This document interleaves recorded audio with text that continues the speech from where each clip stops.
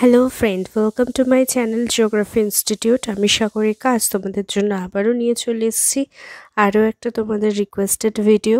সেটা হচ্ছে, তোমরা জানো পরপর থার্ড সেমিস্টারের আমি দুটো পেপারের মক টেস্টের জন্য মডেল কোয়েশ্চেন পেপার দিয়েছি। সেরকমই সেক পেপারের জন্য আজকে নিয়ে এসেছি, মানে এসইসি পেপারের জন্য নিয়ে এসেছি তোমাদের জন্য মক পেপার বা মডেল কোয়েশ্চেন পেপার। কী ধরনের কোয়েশ্চেন হতে পারে, কতগুলো আসতে পারে, এটা তোমরা ফার্স্ট সেমিস্টারে যেরকম দিয়েছিলে 100 মার্কসের তোমার মেথডস ইন জিওগ্রাফির ওপর যেরকম পরীক্ষা দিয়েছিলে, এটাতেও অনেকটা সেই ধরনেরই পরীক্ষাটা হতে চলেছে। যদিও এখানে ম্যাথসের কোনো ক্যালকুলেটিভ প্যাটার্ন নেই, কিন্তু এখানে যেটা আছে সেটা তোমরা খুব ভালো মতোই জানো যে এনভায়রনমেন্টাল স্টাডিজের ওপর পুরো জিনিসটা বেস্ট করে আছে। মেনলি এনভায়রনমেন্টাল ইম্প্যাক্ট অ্যাসেসমেন্ট আর এনভায়রনমেন্টাল ম্যানেজমেন্ট প্ল্যানিং যেগুলো নেওয়া হয়েছে এবং সেগুলোর কার্যকারিতা কিভাবে কাজ করছে, কিছু কেস স্টাডিজ এবং কিছু ফিজিক্যাল প্রোগ্রামের ওপর বেস্ট করে এই পুরো পেপারটা রেডি হয়েছে।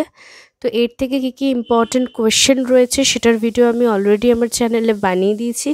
যারা এখনও পর্যন্ত সেই ভিডিওসগুলো দেখোনি তাদের জন্য ডেসক্রিপশন বক্সে লিঙ্ক দিয়ে দেবো, অবশ্যই একবার চেক আউট করে নিও। তাহলে তোমাদের বুঝতে অনেকটা সুবিধা হবে যে কী ধরনের প্রশ্ন আসতে পারে।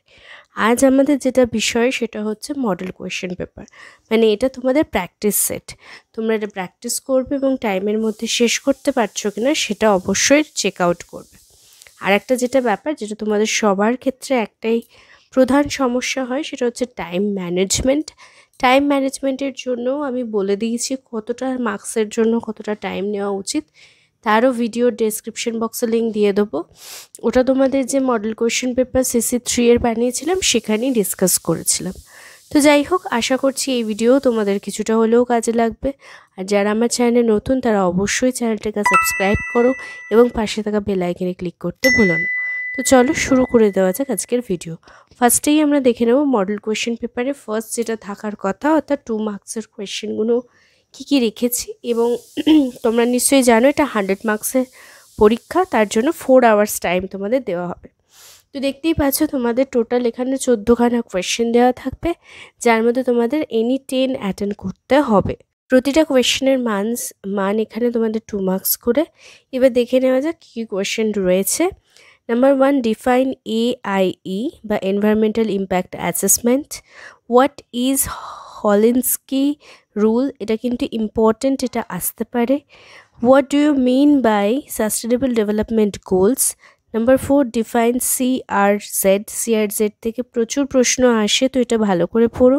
Number 5, what is the basic difference between Democratic and corporate governance. Okay. Number 6, what is environmental aspersal? Number 7, define IAA by IAA. Number 8, what do you mean by environmental audit? Number 9, write any 2 uses of GIS. GIS এর শুধু uses নয়, সব কিছুই খুব ভালো করে পড়ে রাখবে। কবে আবিষ্কার হয়েছে, কোথা থেকে এলো, কী কীভাবে ব্যবহার করা হয়, কী কী এর মিসইউজেস রয়েছে, সব কিছু পড়ে রাখবে।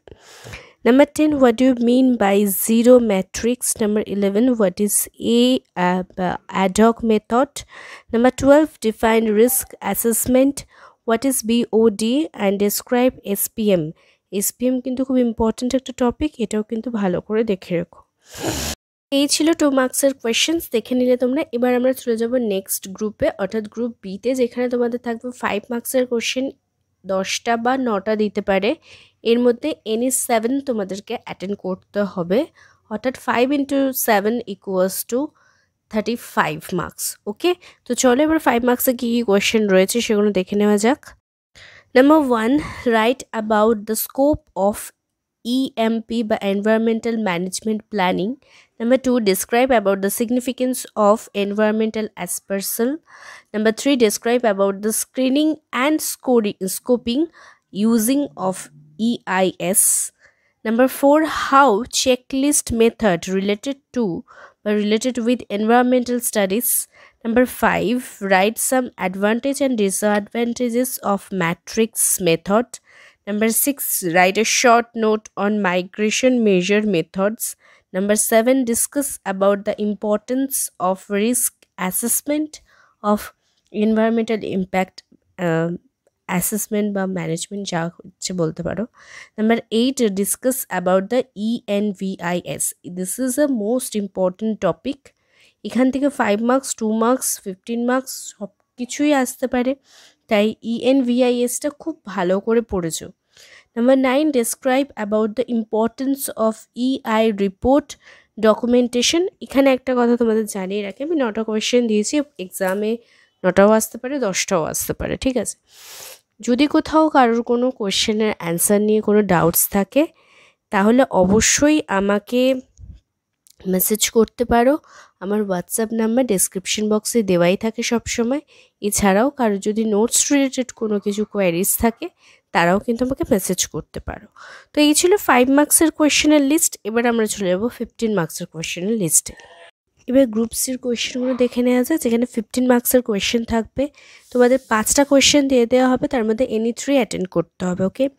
Number 1, write a brief note on the case studies of Mumbai metro rail project. এখানে যত রকম কেস স্টাডিজগুলো রয়েছে তোমাদের সিলেবাসে, প্রায় 5 রকম কেস স্টাডিজ রয়েছে। প্রতিটা কেস স্টাডিজ খুব ভালো করে পড়েছো। শর্ট কোয়েশ্চেন মানে 5 মার্কসের কোয়েশ্চেন অ্যান্ড 15 মার্কসের কোয়েশ্চেনের জন্য কিন্তু প্রতিটাই খুব important, okay. Number 2, write a framework on forest management in India. শুধু ফরেস্ট ম্যানেজমেন্ট নয়, এয়ার ওয়াটারও রয়েছে, এগুলোও পড়ে যাবে। যেহেতু তোমরা ফার্স্ট ব্যাচ, সাজেশন ওভাবে দেওয়াটা পসিবল নয় তুমি জানো, সেই জন্য অবশ্যই সবটাই একবার ভালো করে দেখতে হবে, সব কিছু ভালো করে একবার করে দেখে নেবে। Number 3, describe about the EIR in India.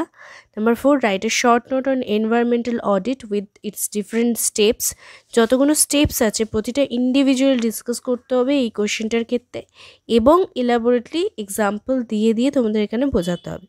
And number 5, discuss about the prediction of potential impact.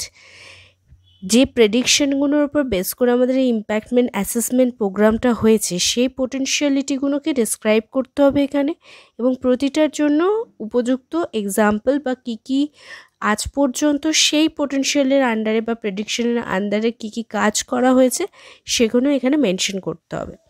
প্রতিটা প্রোগ্রাম বা প্রতিটা প্রজেক্টের ক্ষেত্রেই কিন্তু সাল খুব ইম্পর্ট্যান্ট, জায়গা ইম্পর্ট্যান্ট, আর সেখানে যদি কোনো চিফ গেস্ট থেকে থাকে বা কিছু স্পেশাল অর্গানাইজেশন অ্যাডেড হয়ে থাকে সেগুলোও কিন্তু এখানে ডিসকাস করতে হবে। তো এই পুরো ব্যাপারটা খুব ভালো করে মাথায় ঢুকিয়ে নাও যে প্রথম থেকে শেষ অবধি এমনভাবে কোয়েশ্চেনটাকে তো মানে তোমাকে কোয়েশ্চেনের অ্যান্সারটাকে লিখতে হবে যাতে সেখানে কোনো কিছুর ফাঁক না থেকে যায়, ওকে। তো এটা ভালো করে দেখো, আশা করছি তোমাদের একটু হলেও হেল্প হবে। প্র্যাকটিসটা টাইম ধরে একেবারে ঘড়ি ধরে যেরকম এক্সাম হলে পরীক্ষা দাও সেভাবেই দেবে। এই পর্যন্তই, আশা করছি তোমাদের একটু হলেও হেল্প করতে পারলাম। প্র্যাকটিক্যাল রিলেটেড কিছু ইস্যুস নিয়ে তোমাদের প্রবলেম হচ্ছে আমি জানি, আমারও কিছু ব্যক্তিগত সমস্যার কারণে আমি প্র্যাকটিক্যালের উপর ভিডিও এই মুহূর্তে বানাতে পারিনি। তবে তোমাদের ওই যেটা মানে টোপোশিটের ওপর রিভার ব্যাঙ্কের ওপর যে তোমাদের ফর্মুলেটিভ ক্যালকুলেশনটা আছে ওটা আমি তোমাদের অবশ্যই মানে করে দেখাবো, সেটার একটা খুব ইচ্ছা আছে, চেষ্টা করছি অ্যাজ সুন অ্যাজ পসিবল দেখিয়ে দেওয়ার। তো যাই হোক, আজ এই পর্যন্তই। ভিডিওটা ভালো লাগলে লাইক শেয়ার কমেন্ট করতে ভুলো না কিন্তু, আর যদি কোথাও কোনো ডাউটস থাকে সেটাও আমাকে কমেন্টে লিখে জানিও। তো চলো আজ এই পর্যন্তই, নেক্সট ভিডিওতে আবার তোমাদের সাথে দেখা হচ্ছে, ততক্ষণের জন্য সবাই ভালো থেকো, বাই।